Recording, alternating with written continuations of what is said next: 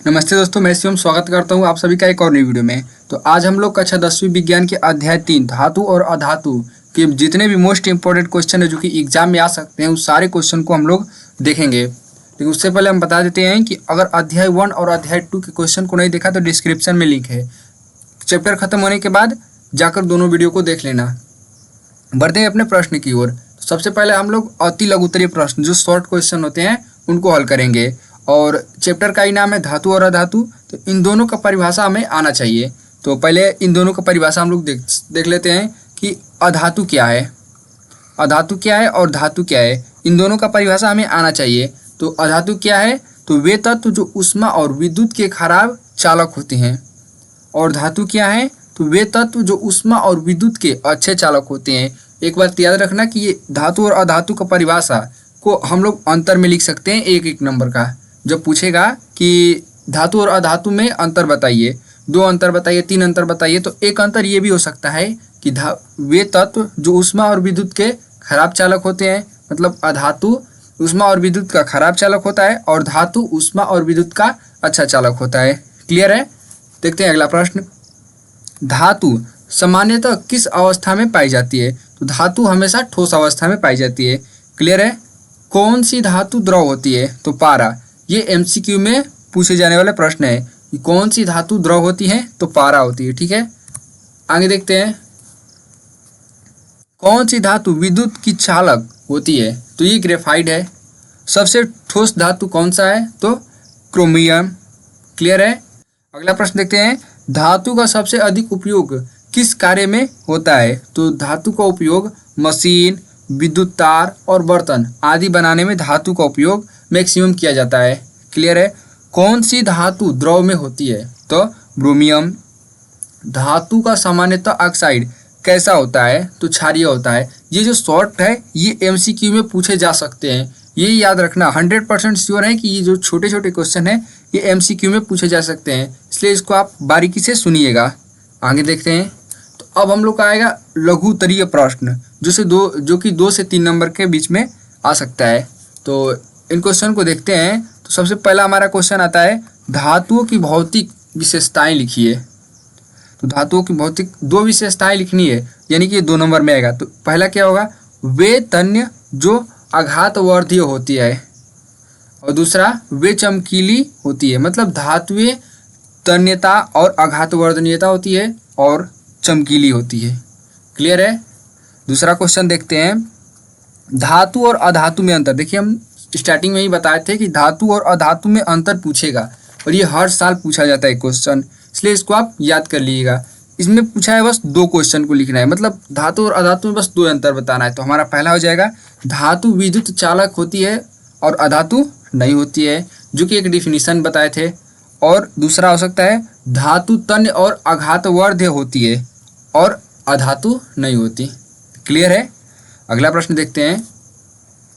अधातुओं की 2 भौतिक विशेषताएं लिखिए। अब इसमें अधातुओं की 2 भौतिक विशेषताएं लिखनी है।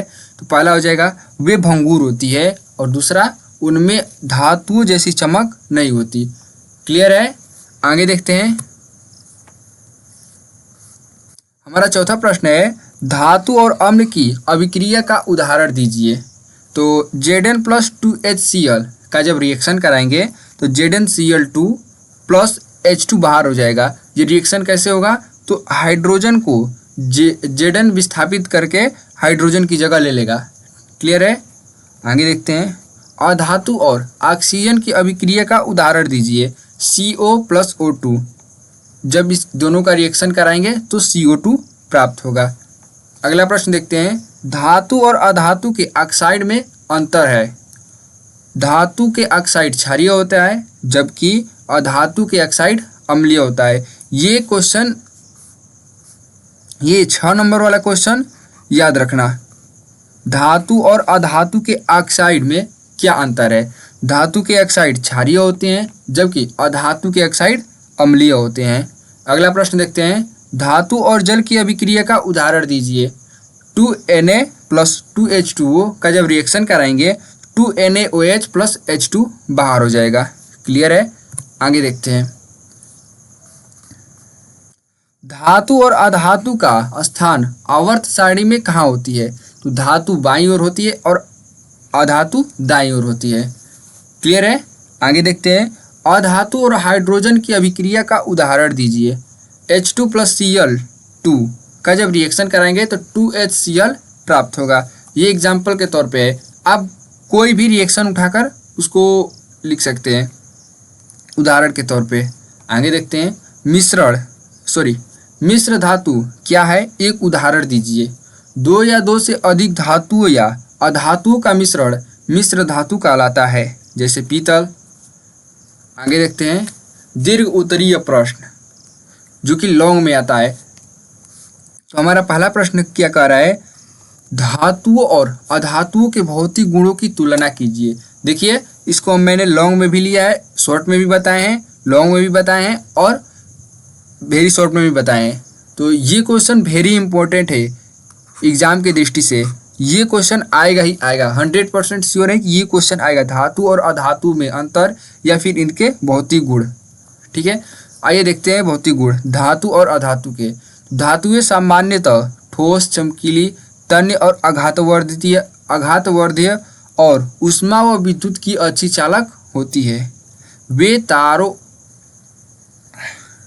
वे तारों और चादरों में बदली जा सकती है।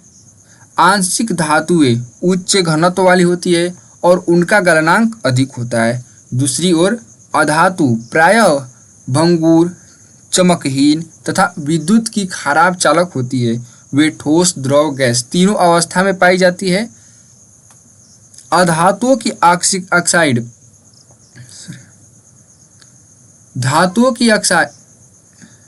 धातुओं की ऑक्साइड क्षारीय होती है, जबकि अधातुओं का ऑक्साइड अम्लीय होता है।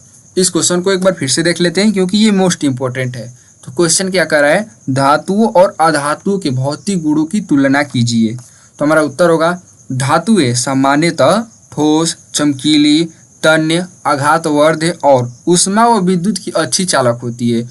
वे तारों और चादरों में बदली जा सकती है। आंशिक धातुएं उच्च घनत्व वाली हो सकती है और उनका गलनांक भी अधिक होता है।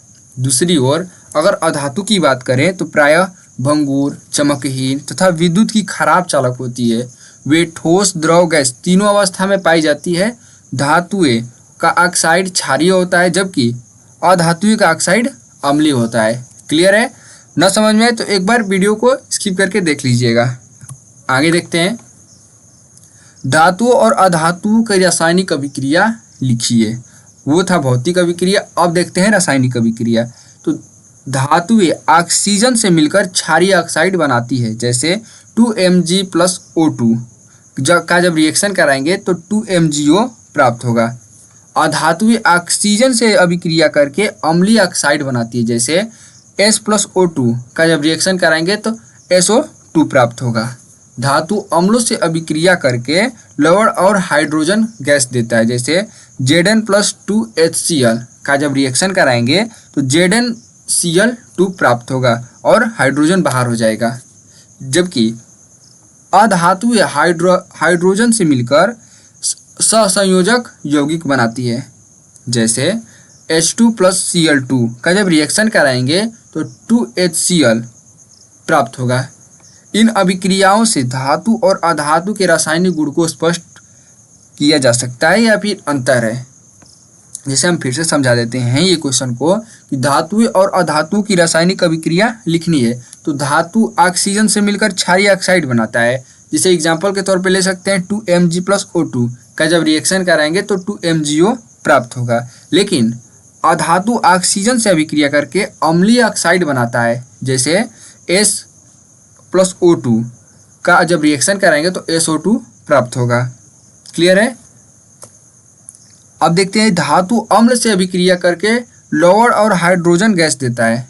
धातु जब अम्लों से अभिक्रिया करता है तो लवण और हाइड्रोजन गैस देता है, जैसे Zn + 2HCl का जब रिएक्शन कराएंगे तो ZnCl2 + हाइड्रोजन गैस देता है। जबकि अधातुएं हाइड्रोजन से मिलकर सहसंयोजक यौगिक बनाता है, जिसे H2 + Cl2 का जब रिएक्शन कराएंगे तो 2HCl प्राप्त होगा। इन अभिक्रिया में धातु और अधातु के रासायनिक गुण पूर्णतया स्पष्ट किए जा सकते हैं। आप इसको चाहे तो लॉन्ग में बना करके लिख सकते हैं। क्लियर है? वीडियो पसंद आई हो तो वीडियो को लाइक और चैनल को सब्सक्राइब कर लीजिएगा, क्योंकि कक्षा 10वीं के विज्ञान के जितने भी मोस्ट इंपॉर्टेंट क्वेश्चन है चैप्टर वाइज चैप्टर हम लोग एक एक चैप्टर वाइज करके पढ़ेंगे। क्लियर है? इसलिए चैनल को सब्सक्राइब कर लीजिएगा। चलिए मिलते हैं अगले वीडियो में। धन्यवाद।